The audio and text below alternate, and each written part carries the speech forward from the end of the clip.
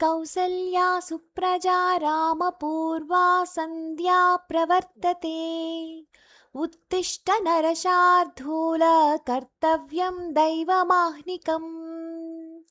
कौसल्या सुप्रजा रामपूर्वा सन्ध्या प्रवर्तते। उत्तिष्ठ नरशार्दूल कर्तव्यं दैवमाह्निकम्। उत्तिष्ठोत्तिष्ठ गोविन्द उत्तिष्ठ गरुडध्वज। उत्तिष्ठ कमलाकान्ता त्रैलोक्यं मङ्गलं कुरु। उत्तिष्ठोत्तिष्ठ गोविन्द उत्तिष्ठ गरुडध्वज। उत्तिष्ठ कमलाकान्ता त्रैलोक्यं मङ्गलं कुरु। मातः समस्तजगतां मधुकैटभारेः वक्षो विहारिणि मनोहर दिव्यमूर्ते। श्रीस्वामिनिश्रितजनप्रियदानशीले श्रीवेङ्कटेशदयिते तव सुप्रभातम्। मातः समस्तजगतां मधुकैटभारेः वक्षो विहारिणि मनोहर दिव्यमूर्ते। श्रीस्वामिनिश्रितजनप्रियदानशीले श्रीवेङ्कटेशदयिते तव सुप्रभातम्। तव सुप्रभातमरविन्दलोचने भवतु प्रसन्नमुखचन्द्रमण्डले। विधिशङ्करेन्द्रवनिताभिरर्चिते वृषशैलनाथदयिते दयानिधे। अत्र्यादिसप्तऋषयः समुपास्य सन्ध्याम् आकाशसिन्धुकमलानि मनोहराणि। आदाय पादयुगमच्युतं प्रपन्नाः शेषाद्रिशेखर विभो तव सुप्रभातम्। पञ्चाननाब्जभव षण्मुखवासवाद्याः त्रैविक्रमादिचरितं विबुधाः स्तुवन्ति। भाषापतिः पठति वासरशुद्धिमारात् शेषाद्रिशेखर विभो तव सुप्रभातम्। ईषत्प्रफुल्लसरसीरुहनारिकेळ पूगद्रुमाधिसुमनोहरपालिकानाम् आवातिमन्धबनिलः सह दिव्यगन्धैः शेषाद्रिशेखर विभो तव सुप्रभातम्। उन्मील्य नेत्रयुगमुत्तमपञ्जरस्ताः पात्रावसिष्ठकदलीफलपायसानि भुक्त्वा सलीलमधकेलिशुकाः पठन्ति शेषाद्रिशेखर विभो तव सुप्रभातम्। तन्त्री प्रकर्ष मधुरस्वनया विपञ्च्या गायत्यनन्तचरितं तव नारदोऽपि। भाषा समग्रमसत्कृतचारुरम्यं शेषाद्रिशेखर विभो तव सुप्रभातम्। भृङ्गावली च मकरन्दरसानुविद्ध झङ्कारगीतनिनदैः सह सेवनाय निर्यात्युपान्तसरसीकमलोदरेभ्यः शेषाद्रिशेखर विभो तव सुप्रभातम्। योषा गणेन वरदग्निविमध्यमाने घोषालयेषु दधिमन्थनतीव्रघोषाः रोषात् कलिं विदधते ककुभश्च कुम्भाः शेषाद्रिशेखर विभो तव सुप्रभातम्। पद्मेशमित्रशतपत्रगतालिवर्गाः हर्तुं श्रियं कुवलयस्य निजाङ्गलक्ष्म्याः भेरीनिनादमिव बिभ्रति तीव्रनादम् शेषाद्रिशेखर विभो तव सुप्रभातम्। श्रीमन्नभीष्टवरदाखिललोकबन्धोः श्री श्रीनिवास जगदेकदयैकसिन्धो श्रीदेवतागृहभुजान्तरदिव्यमूर्ते श्रीवेङ्कटाचलपते तव सुप्रभातम्। श्रीमन्नभीष्टवरदाखिललोकबन्धो श्रीनिवास जगदेकदयैकसिन्धो श्रीदेवतागृहभुजान्तरदिव्यमूर्ते श्रीवेङ्कटाचलपते तव सुप्रभातम्।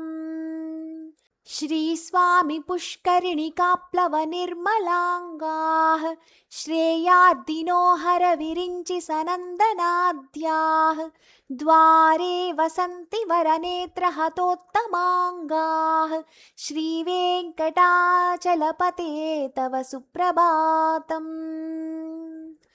श्रीशेषशैलगरुडाचलवेङ्कटाद्रि नारायणाद्रिवृषभाद्रिवृषाद्रिमुख्याम् आख्यां त्वदीयवसतेरनिशं वदन्ति श्रीवेङ्कटाचलपते तव सुप्रभातम्। सेवापराः शिवसुरेशकृशानुधर्म रक्षोऽम्बुनाथ पवमानधनाधिनाथाः बद्धाञ्जलिप्रविलसन्निजशीर्षदेशाः श्रीवेङ्कटाचलपते तव सुप्रभातम्। दाटीषु ते विहगराजमृगाधिराज नागाधिराज गजराज हयाधिराजाः स्वस्वाधिकारमहिमाधिकमर्धयन्ते श्रीवेङ्कटाचलपते तव सुप्रभातम्।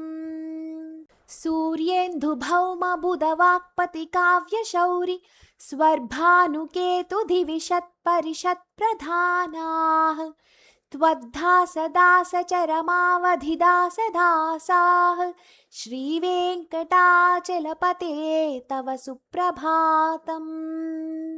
तत्पादधूलिभरितत्स्फुरितोत्तमाङ्गाः स्वर्गापवर्गनिरपेक्षनिजान्तरङ्गाः कल्पागमाकलनयाकुलतां लभन्ते श्रीवेङ्कटाचलपते तव सुप्रभातम्।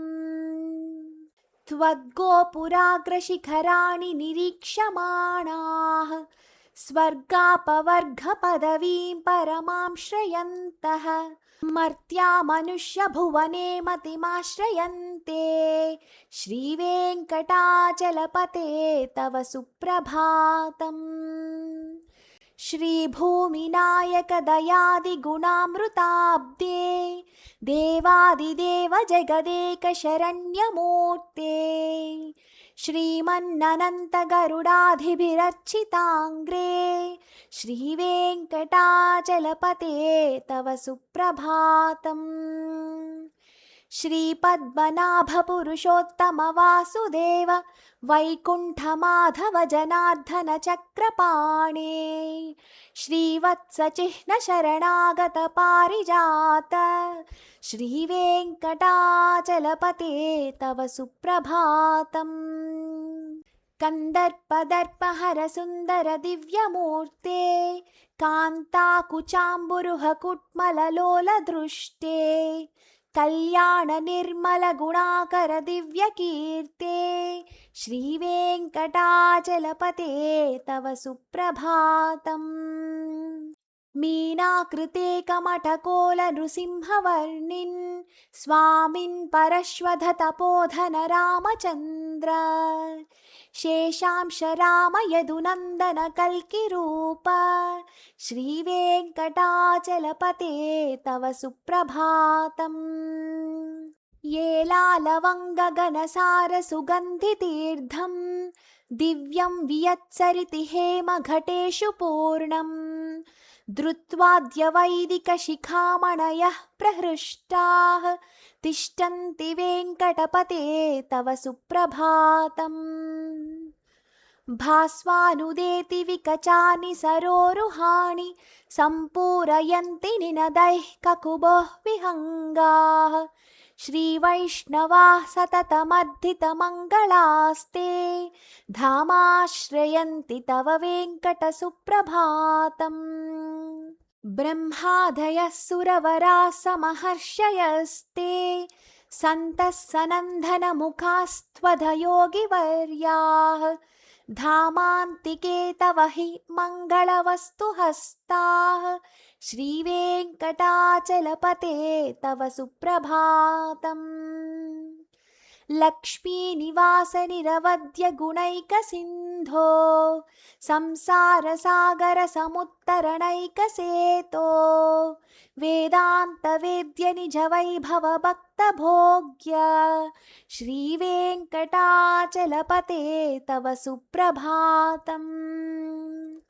लक्ष्मीनिवासनिरवद्यगुणैकसिन्धो संसारसागरसमुत्तरणैकसेतो वेदान्तवेद्यनिजवैभवभक्तभोग्य श्रीवेङ्कटाचलपते तव सुप्रभातम्। इत्थं वृषाचलपतेरिह सुप्रभातम्। ये मानवाः प्रतिदिनं पठितुं प्रवृत्ताः तेषां प्रभातसमये स्मृतिरङ्गभाजां प्रज्ञां परार्धसुलभां परमां प्रसूते। इत्थं वृषाचलपतेरिह सुप्रभातम्। ये मानवाः प्रतिदिनं पठितुं प्रवृत्ताः तेषां प्रभातसमये स्मृतिरङ्गभाजां प्रज्ञां परार्धसुलभां परमां प्रसूते।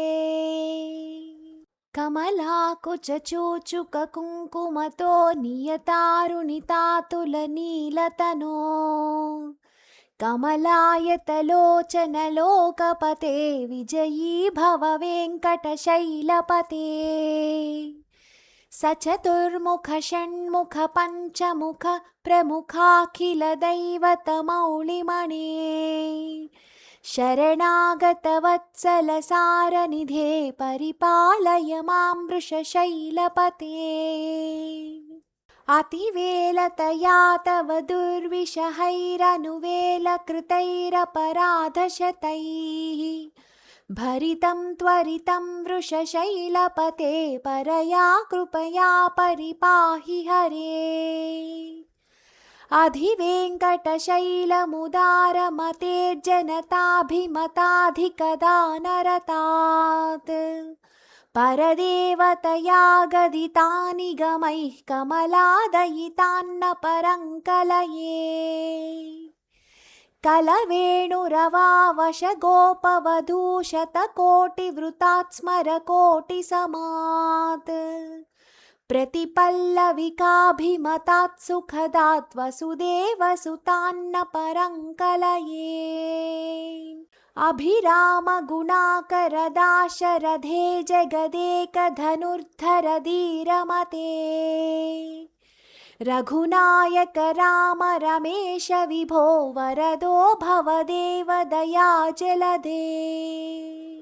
अवनीतनया कमनीयकरं रजनीकरचारुमुखाम्बुरुहम् रजनीचरराजतमोमिहिरं महनीयमहं रघुराममये। सुमुखं सुहृदं सुलभं सुखदं स्वनुजं च सुकायममोघशरम् अपहाय रघुद्वयमन्यमहं न कदञ्चन कञ्चन जातु भजे। विना वेङ्कटेशं ननाथो ननाथ सदा वेङ्कटेशं स्मरामि स्मरामि। हरे वेङ्कटेश प्रसीद प्रसीद प्रियं वेङ्कटेश प्रयच्छ प्रयच्छ। विना वेङ्कटेशं ननाथो ननाथ सदा वेङ्कटेशं स्मरामि स्मरामि। हरे वेङ्कटेश प्रसीद प्रसीद प्रियं वेङ्कटेश प्रयच्छ प्रयच्छ। अहं दूरदस्ते पदाम्भोजयुग्म प्रणामेच्च यागत्य सेवां करोमि। सकृत्सेवया नित्यसेवाफलं त्वं प्रयच्छ प्रयच्छ प्रभो वेङ्कटेश। अज्ञानिना मया दोषान् शेषान् विहितान् हरे, क्षमस्वत्वं क्षमस्वत्वं शेषशैलशिखामणि। अज्ञानिना मया दोषान् शेषान् विहितान् हरे, क्षमस्वत्वं क्षमस्वत्वं शेषशैलशिखामणि। ईशानां जगतोऽस्य वेङ्कटपतेर्विष्णोर्परां प्रेयसीं तद्वक्षस्थलनित्यवासरसिकां तत्क्षान्तिसंवर्धिनीं पद्मालङ्कृतपाणिपल्लवयुगां पद्मासनस्थां श्रियं वात्सल्यादिगुणोज्ज्वलां भगवतीं वन्दे जगन्मातरम्।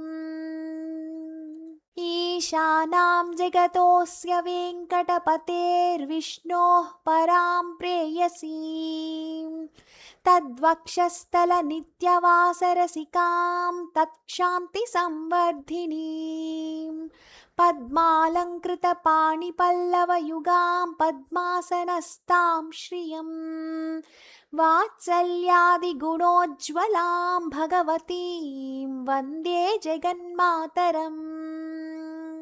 श्रीमन्कृपाजलनिधे कृतसर्वलोकसर्वज्ञशक्तनतवत्सल सर्वशेषिन् स्वामिन् सुशीलसुलभाश्रितपारिजात श्रीवेङ्कटेशचरणौ शरणं प्रपद्ये। आनूपुरार्चितसुजातसुगन्धिपुष्प सौरभ्यसौरभकरौ समसन्निवेशौ सौम्यौ सदानुभनेऽपि नवानुभाव्यौ श्रीवेङ्कटेशचरणौ शरणं प्रपद्ये। सद्यो विकासितमुदित्वरसान्द्रराग सौरभ्यनिर्भरसरोरुह साम्यवार्तां सम्यक्षु साहसपदेषु विलेखयन्तौ श्रीवेङ्कटेशचरणौ शरणं प्रपद्ये। रेखामयध्वजसुधाकलशातपत्र वज्राङ्कुशाम्बुरुहकल्पकशङ्खचक्रैः भव्यैरलङ्कृततलौ परतत्त्वचिह्नैः श्रीवेङ्कटेशचरणौ शरणं प्रपद्ये। ताम्रोदरद्युतिपराजितपद्मरागौ बाह्यैर्महोभिरभिभूतमहेन्द्रनीलौ उद्यन्नखांशुभिरुदस्तशशाङ्खभासौ श्रीवेङ्कटेशचरणौ शरणं प्रपद्ये। सप्रेमभीतिकमलाकरपल्लवाभ्यां संवाहनेऽपि सपदि क्लममादधानौ कान्तानवाङ्मासनगोचरसौकुमार्यौ श्रीवेङ्कटेशचरणौ शरणं प्रपद्ये। लक्ष्मीमहीतदनुरूपनिजानुभाव नीलादिदिव्यमहिषीकरपल्लवानाम् आरुण्यसङ्क्रमणतः किल सान्द्ररागौ श्रीवेङ्कटेशचरणौ शरणं प्रपद्ये। नित्यानमद्विधि शिवादिकिरीटकोटिप्रत्युप्तदीप्तनवरत्नमः प्ररोहैः नीराजनाविधिमुदारमुपादधानौ श्रीवेङ्कटेशचरणौ शरणं प्रपद्ये। विष्णोः पदे परम इत्युदितप्रशंसौ यौ मध्व उत्स इति भोग्यतयाप्युपात्तौ भूयस्थधेति तव पाणितलः प्रदिष्टौ श्रीवेङ्कटेशचरणौ शरणं प्रपद्ये। पार्थाय तत्सदृशः सारथिना त्वयैव यौ दर्शितौ स्वचरणौ शरणं व्रजेति भूयोऽपि मह्यमिह तौ करदर्शितौ ते श्रीवेङ्कटेशचरणौ शरणं प्रपद्ये